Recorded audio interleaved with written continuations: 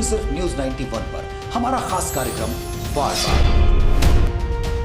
News 91 के खास कार्यक्रम वार्ड वार में आपका स्वागत है। चुनाव प्रक्रिया की वो घड़ी आ चुकी है जिसका सभी को इंतजार था, यानी नामांकन दाखिल करने की जो तारीख है वो आ चुकी है। लोग नामांकन दाखिल करना शुरू कर चुके हैं और बड़ी बात यह है कि जो दोनों पार्टियां हैं उनकी तरफ से सूची फाइनल होने वाली है और महज मुझे जहां तक लगता है 24 घंटे से 48 घंटे के भीतर ये सूचियां जारी हो जाएंगी और उसके बाद सभी लोग नामांकन भरेंगे। आज हम बातचीत करने वाले हैं एक ऐसे जैन जी उम्मीदवार से जो न सिर्फ एक महिला है बल्कि एक खिलाड़ी भी हैं और एक उभरती हुई कलाकार के साथ साथ अपने माता जी की तरह राजनीति में आकर शहर की सेवा करना चाहती हैं। सब आइए आपका परिचय कराते हैं। 49 जो वार्ड नंबर है वहां से उम्मीदवारी करने वाली पलक गुजर साहिबा से आपका बहुत बहुत सबसे पहले स्वागत हमारे कार्यक्रम में। थोड़ा सा आपसे, क्योंकि कांग्रेस पार्टी बहुत तेजी से राहुल गांधी जो है खास करके जैन जी पर दाव खेल रहे हैं और जिस तेजी से उनके कार्यक्रमों में भीड़ आ रही है, किस तरह से आपने ये निर्णय लिया कि इस फील्ड में आना चाहिए और क्या अगर आप जीतती हैं तो क्या क्या आपके सपने होंगे जिन्हें आप पूरा करना चाहेंगे? सर फर्स्टली तो भारत देश में 40 करोड़ युवा है जो जेनजी की कैटेगरी में आते हैं जी। तो आप सोचिए कि 40 करोड़ युवा का कितना जोश होगा, कितनी एनर्जी होगी, जो ये दम रखते पूरे देश को भी उन्होंने हिलाया है जेनजी प्रोटेस्ट करके, जिसने जो बड़ी सरकार जो सर बीजेपी बड़े बड़े वादे करती है जो आज तक टस से मस नहीं हुई किसी के कहने पर, वो उन्होंने अपनी सरकार में इस्तीफा दिला दिया। तो सोचो जेनजी की कितनी ताकत होगी, उनके अंदर कितनी ऊर्जा होगी कि इतनी बड़ी ताकत को हिला के इस्तीफा लेके माने हो। हमारे उदयपुर में सर अप्रोक्स 1000 युवा साथियों ने, हमारी सर 4-5 ऑर्गेनाइजिंग कमेटी थी जिनने मिलकर अप्रोक्स 1000 से ऊपर युवाओं ने हमारा साथ दिया, जिसमें हमने जेनजी के लिए प्रोटेस्ट किया और हमारी एक ही मांग थी सबसे पहले कि शिक्षा मंत्री का इस्तीफा, और वो हम लेके माने। तो आप सोचिए कि सर कितनी पावर होगी उस यूथ में जो इस्तीफा लेके मानी। बिल्कुल, तो कहीं ना कहीं जो आपको इनकी आवाज में एक दबंगता दिखाई दे रही है, जो उत्साह दिखाई दे रहा है और जिस तरह से करी के जेनजी में जिस तरह का पावर है, वो पावर इनकी आवाज मुझे लगता है कि कहीं ना कहीं आगे पहुंचती हुई दिखाई दे रही है। सबसे पहले बड़ी अगर बात करें, क्योंकि लंबे समय से बीजेपी का बोर्ड बनता चला आ रहा है, इस बार क्या हालात आपको दिखाई दे रहे हैं? क्या उम्मीद है, किस तरह से उम्मीद लग रही है कि ये बाजी पलटेगी और कांग्रेस का बोर्ड बनेगा? सर 100% बदलेगी। अच्छा। क्योंकि आज की जो स्थिति है ना, जितने इन्होंने वादे किए थे, हर 5 साल में आते सर वादों की एक लंबी लिस्ट लेके आते हैं, ये काम होगा, ये काम होगा। जनता बोलिए, हमारे उदयपुर की मेवाड़ की जनता खासकर बोलिए, वो हर वादों में आ जाती है कि इस बार नहीं तो कोई बात नहीं, 5 साल बाद विकास करेंगे।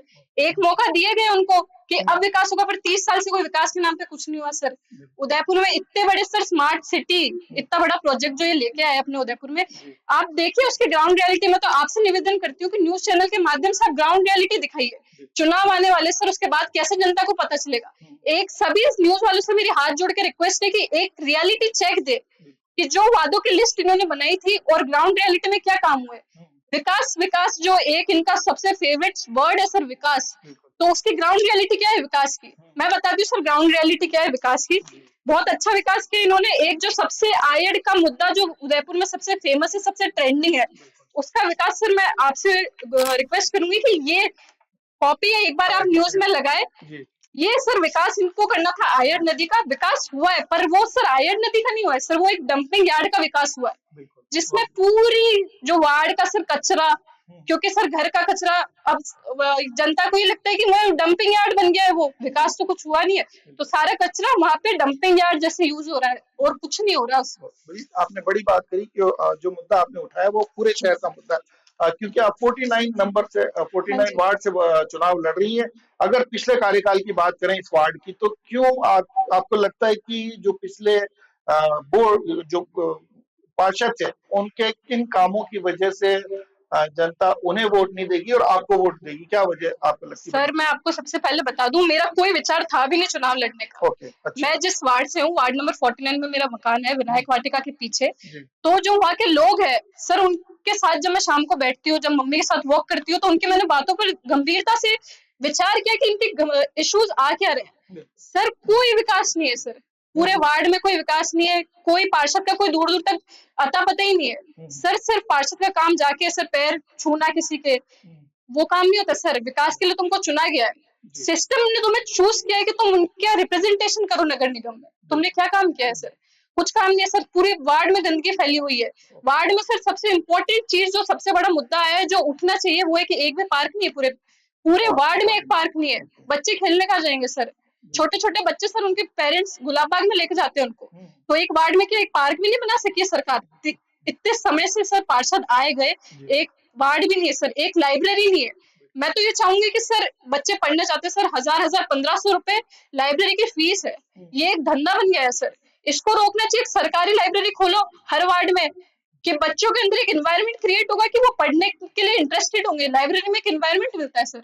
एक लाइब्रेरी खोलो हर वार्ड के अंदर सर, QR कोड लगाओ। जो गंदगी फैल रही है सर, मैं आपको ग्राउंड रियलिटी बताऊं तो सर सब पार्षद मिलते हैं सर, मिली भगत होती है, सारे जितने भी ठेकेदार होते हैं सबकी रिपोर्ट कहाँ जा रही है सर? क्या काम हो रहे हैं? लास्ट में जनता आके बोलती है रोड टूट गई। रोड कैसे टूट रही है?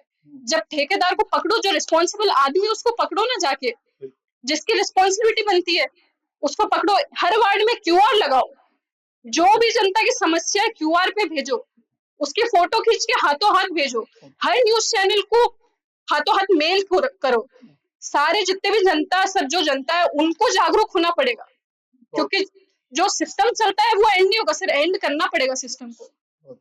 तो आपको बता दें कि जो जिला परिषद सदस्य कामिनी गुजर साहिबा, उनकी इकलौती सुपुत्री पलक गुजर का ये कहना है कि वो चुनाव लड़ने के मूड में नहीं थी। एकदम से उन्होंने चुनाव लड़ने का जो निर्णय लिया, उसके पीछे उनके वार्ड का जो विकास था वो बिल्कुल नहीं हो पाया। एक पार्क तक उस वार्ड में मौजूद नहीं है, और साथ ही उनका कहना है कि लाइब्रेरी जैसी सुविधाओं को जिस तरह से होना चाहिए वो तमाम सुविधाएं हो नहीं पाई है। आप डिजिटल टीम की भी सदस्य रही है, किस तरह से आपने उसमें काम किया था और डिजिटलाइजेशन का कितना फायदा मिलेगा अगर आप पार्षद बनती हैं तो? सर पहली बात तो बीजेपी सरकार का एक मुद्दा रहा है डिजिटल इंडिया। हर कैंपेन में उन्होंने वादे किए डिजिटल इंडिया के, पर आपको भी पता है डिजिटल इंडिया सिर्फ उनके कैंपेनिंग तक रहा है। डिजिटल इंडिया अब करो, बेसिक लेवल से स्टार्ट करो। डिजिटल इंडिया जो ग्राउंड लेवल है, नगर निगम चुनाव, पंचायत चुनाव, वहां से स्टार्ट करो। जैसे मैंने QR का बताया सर, लगा दो सारे वार्डों में, ग्राउंड रिपोर्ट आती रहेगी। मैं नहीं कह रही सर बीजेपी का करो, भले ही कांग्रेस का भी बोर्ड बनता है तो भी QR लगाओ। सब चीज की रिस्पॉन्सिबिलिटी होनी चाहिए, हर चीज का प्रेशर पड़ना चाहिए। सिस्टम को बेसिक ग्राउंड लेवल से स्टार्ट करो। मैं सर IT सेल की संयोजक रही हूँ गुजर महासभा की, तो हमारा सर गुजर महासभा में भी हमारा यही उद्देश्य था कि हम जो युवा है हमारे समाज के, उनको हर डिपार्टमेंट से जोड़े। जो हमारे गुजर समाज में ऑलरेडी जो शख्सियत है जो एक लेवल तक पहुंच गई है, तो हमारी टीम का एक ही उद्देश्य था सर कि जो युवा है, जो डायरेक्शन लेस है, जिनको पता नहीं है कि उनको जाकर किस डायरेक्शन में काम करना है, किसी को डॉक्टर बनना है, तो हमने उसको किसी प्रसिद्ध डॉक्टर से मिलवाया जो समाज के ऑलरेडी काम कर चुके हैं, ताकि उनको पूरा गाइड कर सके। डिजिटल कैंपेनिंग स्टार्ट की है ताकि उनको रोजगार मिले, किस जरिए से उनको रोजगार मिल सकता है। वीडियो कॉन्फ्रेंसिंग की है, टाइम पर सबकी मीटिंग्स की है ऑनलाइन जूम पे, जो अपने शिकायत बता सके कि हम कैसे डेवलपमेंट कर सकते हैं समाज में। वही सेम चीज मैं अपने वार्ड में करना चाहती हूँ। बहुत बढ़िया। तो कहीं ना कहीं जिनका कहना है कि खुद गुजर महासभा की जो डिजिटल टीम थी उसकी सदस्य नहीं है, और उस डिजिटलाइजेशन के जरिए ही आगे इस वार्ड की सेवा करना चाहती हैं। आप एक नेशनल खिलाड़ी भी हैं। आपने जो बड़ी बात बताई कि वहाँ डिजिटलाइजेशन किस तरह और होगा, लेकिन जो चुनाव जो लड़ा जाता है वोटों की गणित उसमें बहुत इंपॉर्टेंट होती है। क्या लगता है आपको क्या गणित बैठेगी अगर आपका, क्योंकि समाज का बहुत बड़ा योगदान होता है, कौन कौन से समाज आपको सपोर्ट करेंगे और किस तरह उम्मीद लगाई जाए कि जो जिस वार्ड से आप चुनाव लड़ रही हैं वहां पे कितने लोग वोट दे पाएंगे? क्या आपने कैलकुलेशन लगाया वो थोड़ा सा बताएं। सर मैं अपनी कैलकुलेशन बताऊं तो मेरी मम्मी 15 साल से सक्रिय कांग्रेस में लीडर रही है, गुजर महासभा की महिला गुजर महासभा की अध्यक्ष रही है, और उदयपुर के लिए दिन रात काम करा है मम्मी ने। और उन्होंने मुझे सिखाया कि किस प्रकार सिस्टम के अंदर जाके कार्य किया जाता है। सिर्फ शिकायतों के बेस पे सर कोई काम नहीं होता जब तक आप सिस्टम में एंटर नहीं करेंगे। पहला इनका कारण भी सिस्टम में एंटर होने का यही था, दूसरा मेरा कारण भी यही है, क्योंकि शिकायतें करके हमने सब देख ली। दूसरी चीज सर, बात की जाए हमारा जो वार्ड है, वार्ड नंबर 49, पहली बात मैं स्थानीय निवासी हूँ, वहाँ पूरी पकड़ है, हमारे परिवार की पूरी पकड़ है। मेरा परिवार सर पीढ़ियों से वहां पर रहता है टेकरी पर। मेरे दादाजी के पिताजी सर टेकरी पे रहे, हमारा पेरेंटल मकान है, और एक पेरेंटल मकान है हमारा सर टेकरी से जस्ट पास में पुलिस लाइन के सामने, क्योंकि पुलिस क्वार्टर्स भी हमारे एरिया में आ रहे हैं। ऊपर से 2000 वोटर्स गुर्जर समाज के हैं सर, और मैं गुर्जर समाज से काफी समय से जुड़ी हूँ। मेरी मम्मी गुर्जर समाज के लिए 10-15 वर्ष से काम कर रही है, और वार्ड में कोई भी दिक्कत आती है स्पेशली गुर्जर समाज की, तो मेरी मम्मी एक कॉल पर उनके लिए दिन रात हाजिर रहती है।